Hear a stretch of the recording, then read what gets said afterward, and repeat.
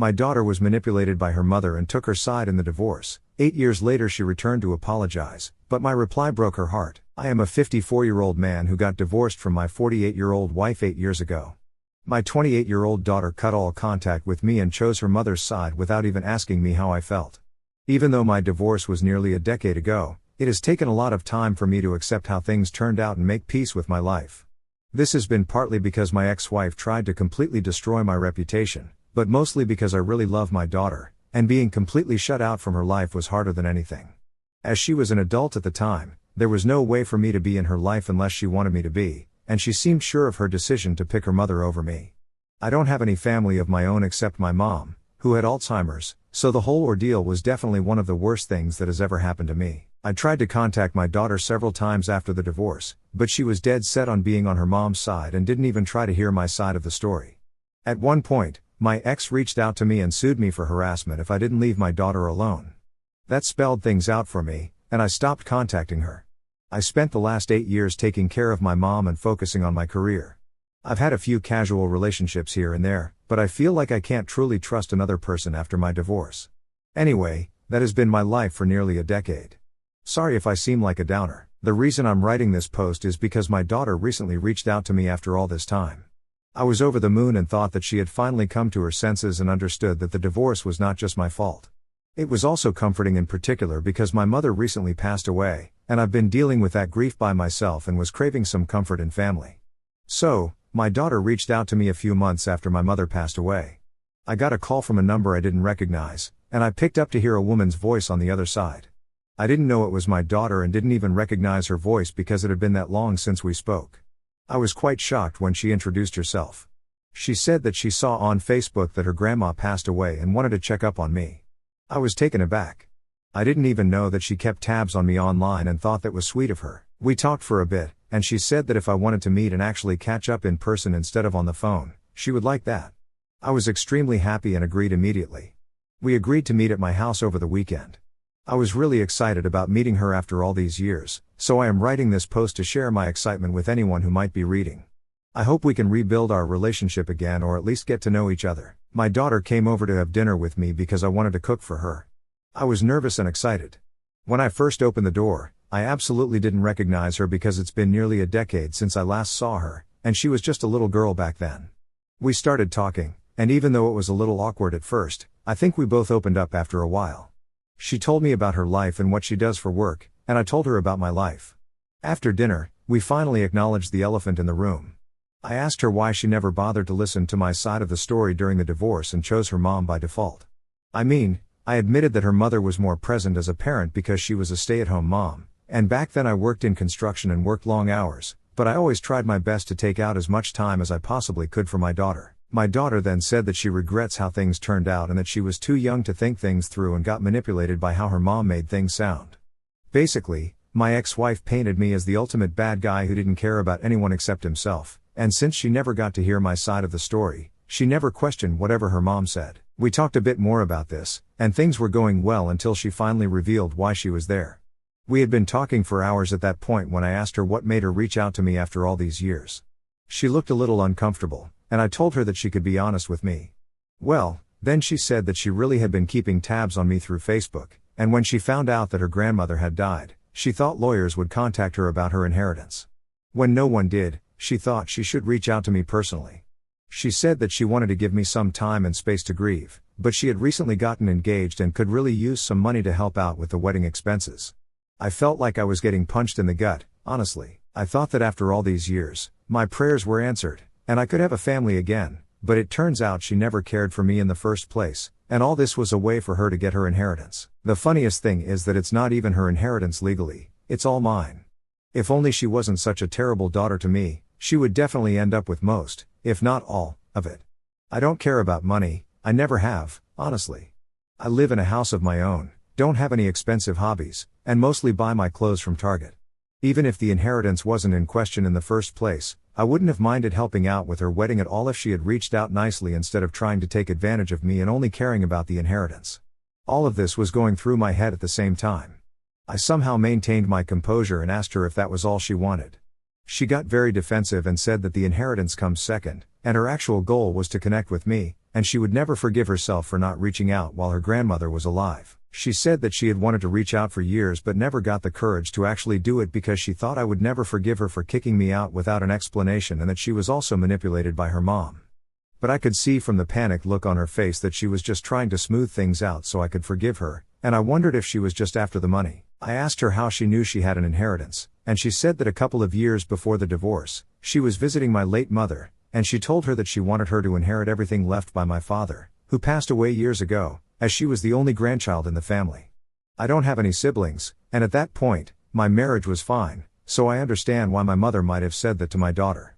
I mean, if the divorce never happened or my daughter didn't abandon me for years after the divorce, the money would have been hers, as I've already mentioned. But the thought of her only caring about the money and giving me false hopes was absolutely crushing. I was devastated but did my best not to let her know at that moment. I thought the only way of testing my daughter's intentions would be to see how she would react if I told her that there was no money to inherit. I asked her how much she expected from the inheritance, and she made quite a decent guess. I could tell that some planning went into this whole thing. I then told her that I'm sorry to disappoint her, but that her grandmother actually left everything to me years ago, and I plan on using that money to start a business, so I couldn't help her out. I offered to help out for her wedding with my own money by offering a few $1,000s for wedding expenses. The disappointment on her face proved my worst fears. She said that she appreciated my offer, but as the only grandchild, she deserves at least some of the inheritance because it's her grandma's money that she was offered. I told her that I wished I could help her, but my decision was final, and there was nothing I could do for her if she wasn't happy with the money I was offering. She went completely red in the face and started getting visibly angry. She told me again to reconsider my decision, but I reiterated that I was going to stick to what seemed right to me. That's when she showed her true colors and said something that confirmed all my doubts regarding her true intentions. She told me that she should have known that I'll always be the selfish jerk her mother said I was, and she's glad I'm alone in life. I looked at her with barely concealed disgust. Her words were hurtful, but at that point, I knew what to expect. I just didn't expect her to get that brutally honest that fast. That's all. She started to say something else, but I stopped her before she could speak. I told her that I should have known she was her mother's daughter and that the only reason she would reach out to anyone was to ask for a favor. I also told her that using the fact that I was grieving for my mother to try and manipulate me was disgusting, even for a person like her. She tried to say something at that point, but I just laughed in her face and said that if only she had not blocked me all those years ago, she would have gotten my text about her grandmother and would have probably gotten most, if not all, of the inheritance. That sentence had the effect I wanted. She looked utterly baffled and asked me what I meant. I told her to unblock me on her old number so I could resend her all the texts that could never get delivered. Well, she did. I forwarded all the texts where I begged her to hear me out and even let her know that her grandmother was diagnosed with Alzheimer's, and I wanted them to meet before she forgot about her only grandchild completely. This was completely true, as at the beginning of her illness, my mom did often mention my daughter and asked to see her. I remember how it broke my heart to not be able to fulfill that wish, and now this ungrateful, cruel child had the audacity to ask for inheritance. To my daughter's credit, I will admit that she looked ashamed after reading all of those messages. She apologized to me but said that looking at these messages, it was clear that her grandma would want her to have her share of the inheritance, and it isn't fair for me to punish her like this. She said that she was young and didn't know any better during the divorce, or else she would have handled things differently. She also told me that she genuinely wants to rebuild our relationship, and if I choose to be selfish now, she won't feel comfortable in continuing our relationship. I told her that if money is what makes or breaks it for her, then maybe it's better if we don't have a relationship at all. I wanted to believe her when she said all that stuff about rebuilding our relationship. I truly did, but at that point, I couldn't. I told her that I would consider giving our relationship another chance, but the inheritance was out of the question. She looked at me with pure hatred and left my house. I didn't try to stop her at all. Since then, I've spoken to a few of my friends. Most of them agree that I did the right thing, but one of my closest friends said that since I don't really care about the money, I should just forget about it and let my daughter have at least some of it if it meant having family in my life. I don't agree with this, but ever since he said it, I can't get it out of my head. Should I give my daughter part of my inheritance? Hi there. This post got a lot more responses than I thought it would. I guess I'll start by answering the most common question. What happened during the divorce? I haven't spoken about it for years, but I guess it can't hurt anymore. So, my wife and I were married for 23 years. You'd think after all those years, she wouldn't be able to stab me in the back, but she did. I really don't want to get into the details, but I found out that she was cheating on me with multiple men. Apparently, it had been going on for years before I finally found out. When I found out, I was completely devastated. I didn't know how to confront her, so I started drinking heavily and sleeping around as well. I nearly destroyed my life. I fought a lot with her, and I guess that and the drinking made it really easy for her to manipulate my daughter into taking her side. After nearly a year of living like that and being separated, we finally confronted each other and got divorced. My ex-wife used to be a journalist at the time and is kind of a local celebrity. She used her influence to try to destroy my reputation and was nearly successful. After the divorce, it took me a lot of time to quit drinking and get back to my normal life. As I've said already, my daughter completely abandoning me did not help, to say the least. I'll admit that when I found out about my ex's affairs, I kind of went off the rails and wasn't present as a parent for my daughter, even during the time I was separated and for a year or so after the divorce. I pretty much always kept to myself and wasn't there for my daughter. But once I stopped drinking and got my life back together, the first thing I did was to reach out to her and apologize, but she refused to listen to me and blocked me everywhere. I thought giving her time would work, and she would eventually come around, but here we are 8 years later, and our relationship has only gotten worse with time. Now, the other big question, about my mom's inheritance. Well, technically, the money belonged to my father. My grandparents were both doctors and had bought property all around the city during their careers. Most of it was rented out and ended up bringing in a lot of money. Dad passed away when I was 21 and left everything to Mom. All of it remained in her name during my marriage and for a few years after my divorce while her health was still all right. After Mom passed away, I received everything as her sole heir. My wife didn't receive anything in the divorce except alimony until she got remarried a few years ago because my mom owned everything at the time. So, the way things stand, my daughter never even got close to owning anything. She knew, of course, that her grandma was a landlady and owned a couple of Airbnbs, but I never touched any of that money because the money I made from my old construction business was more than enough to live comfortably. I hope I've answered all your questions. Also, my daughter hasn't reached out to me after that night, and I don't think she will. To be honest, I think she made it pretty clear that she only put up with this whole show for the inheritance, and now that it's out of the question, I don't expect to see her around anymore. I'd be lying if I said I'm not at all upset about it, but at this point, I know not to expect too much out of people, no matter who they are. So, that's that, I guess. Anyway, I had just gotten back from work and was considering going out with a couple of buddies when the doorbell rang. I wasn't expecting anyone but opened the door, and there she was, my worst nightmare. She has changed her hair and lost some weight, so it took me a couple of seconds to recognize her, but it's hard to forget someone you were together with for decades. Seeing her was quite a shock, to say the least. I didn't know what to say, so I just stood there awkwardly. She then asked me if I had a moment to talk about some stuff. I was hesitant but didn't want her to stand there at my door, so I just invited her in. It was really awkward, as you guys can probably imagine. We made small talk about this and that, and then she said that she understood that this was a little strange, but there were some things she needed to tell me. I asked her to go on, and she said that our daughter reached out to her and told her about the inheritance. I think I kind of saw that coming. I mean, why else would she need to speak to me after all these years? Anyway, she said that she understood the divorce was really hard on me and that she took things further than she probably should have. I just scoffed at that, but she ignored my reaction. She then said that I shouldn't punish my daughter for what happened between the two of us. She said some of the same things my daughter has said, such as her being very young at the time of the divorce and how I can't be resentful towards her for choosing her mother over me. At that moment, I gently interrupted her, my voice steady but heavy with the weight of years unspoken. I told her I harbored no resentment, not toward her, not toward our daughter, not toward anyone anymore. Whatever anger I might have once clung to had long since faded, replaced by a quiet resolve to let go of old wounds. But I couldn't ignore the ache that surfaced when I realized our daughter's recent outreach seemed tied to the prospect of an inheritance. I explained, with a candor that surprised even me, how it stung to think that after all these years of silence, her sudden interest might be rooted in financial gain rather than a genuine desire to reconnect.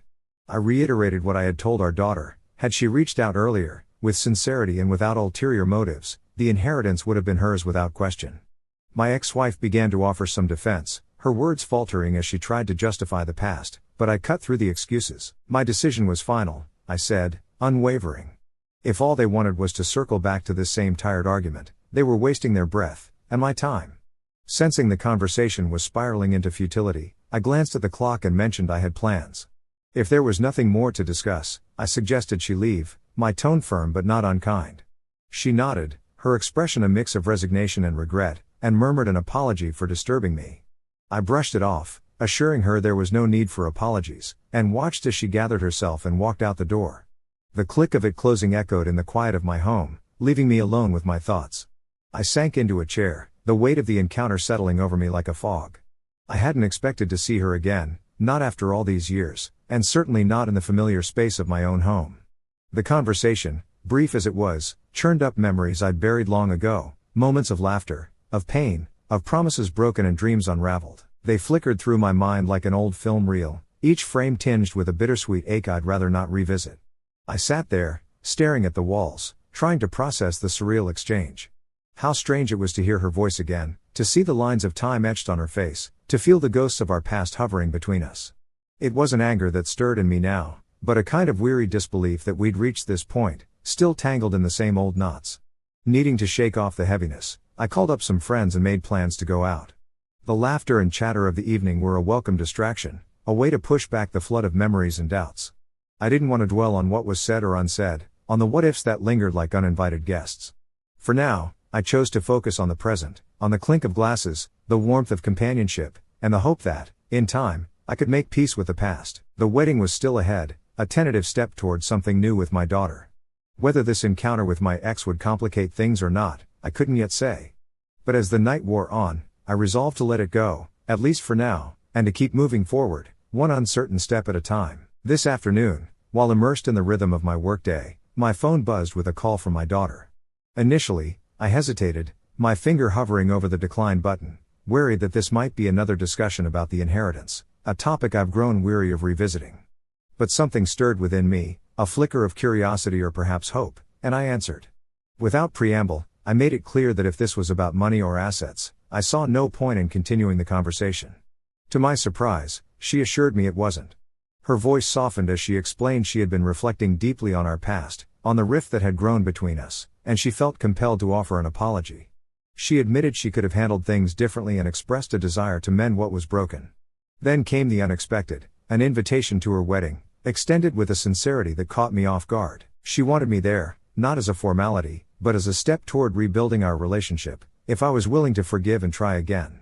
The words hit me like a wave, stirring a mix of emotions I hadn't anticipated. I pressed her gently, asking if she was certain about this invitation, half expecting her to waver. But she was resolute, her tone steady yet warm, and she encouraged me to take my time to decide, to let her know if I'd attend. I managed a quiet all right before we ended the call, the weight of her words lingering long after the line went silent. Now, hours later, I find myself caught in a tangle of conflicting feelings. Part of me is elated at the thought of standing at her wedding, witnessing a milestone I feared I'd never share with her. The idea of seeing her in a white dress, surrounded by joy, tugs at a deep, paternal longing I've suppressed for years.